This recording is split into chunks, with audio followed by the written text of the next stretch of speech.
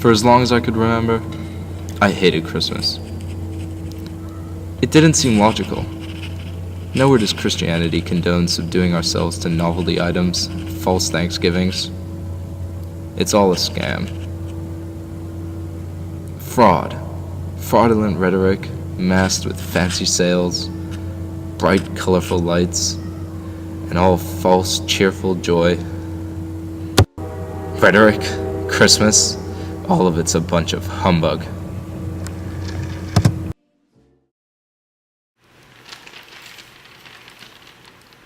Honey, they're having a Black Friday blowout at Aristotle's Arsenal. It must be something big. I've seen billboards everywhere.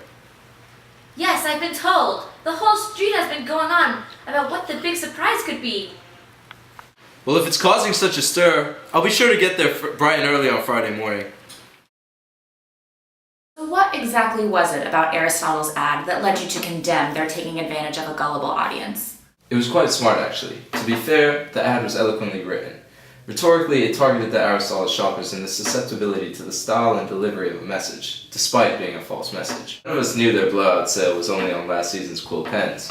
Buy one, get two free? I had never felt so betrayed in my life. It was the talk of the town, and we built our hopes up through each other's excitements. What could I have done? I waited in line like everyone else. It seemed like the smart thing to do.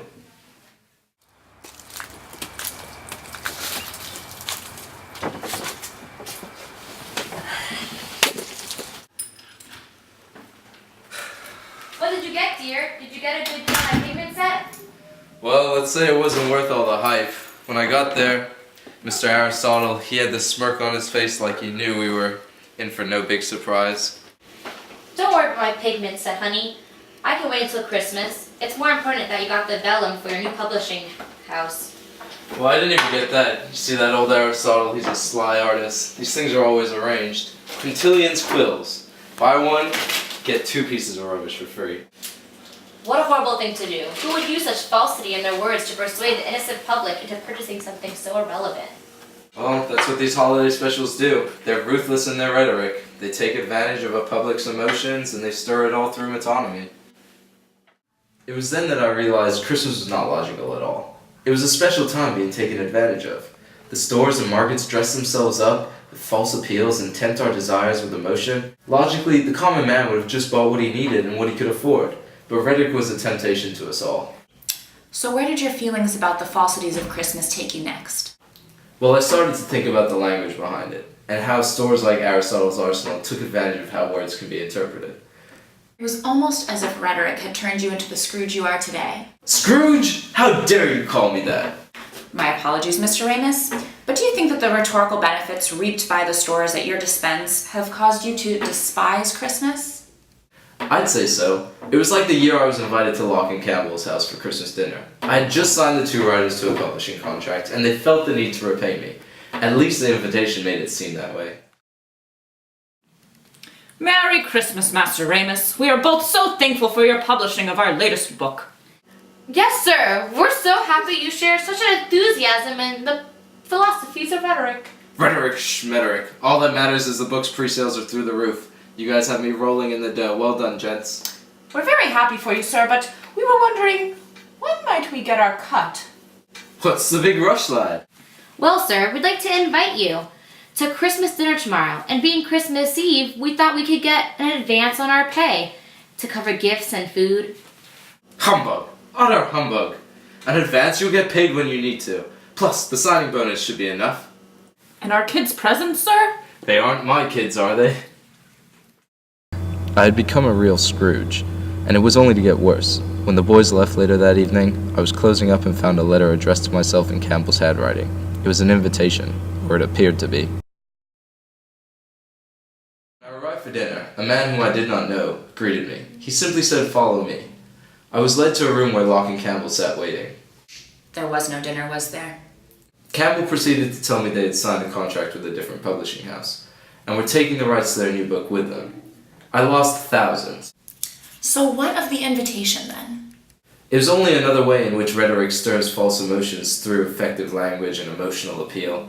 It gave me a sense of pride, or passion, knowing these boys wanted to honor all I did for them that Christmas.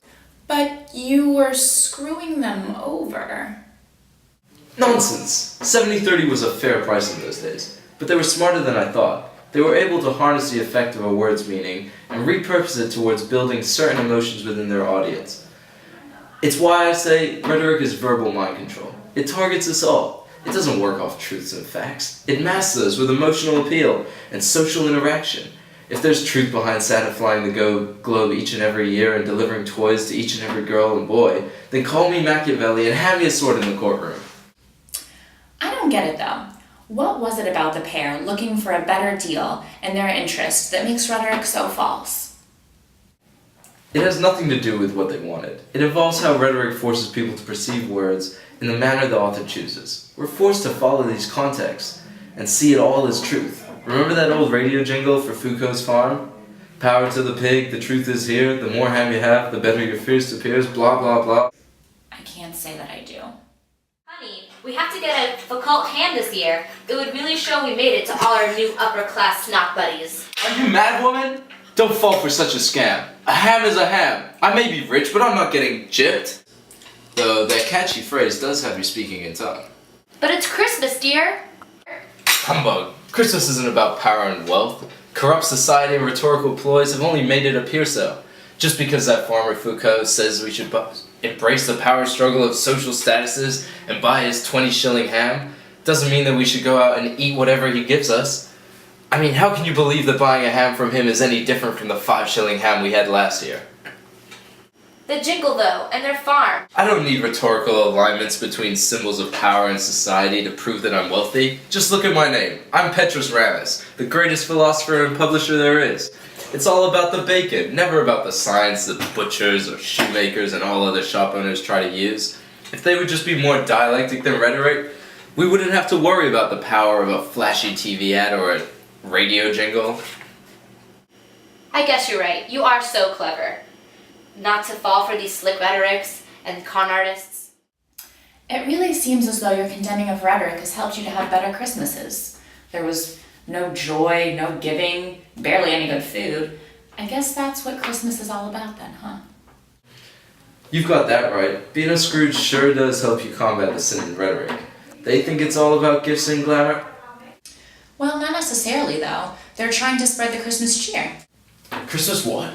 Have you not heard my stories? Have you not seen the disappointment behind Christmas? It is riddled with false impressions, driven by social status, and based upon ambiguity. It is only a reason for the average Joe to employ the devil's working of rhetoric. If it were a logical Christmas, we'd all be wheeling and dealing in precision and numbers, not bothering with emotion and only looking at the facts. Everyone wants to make money.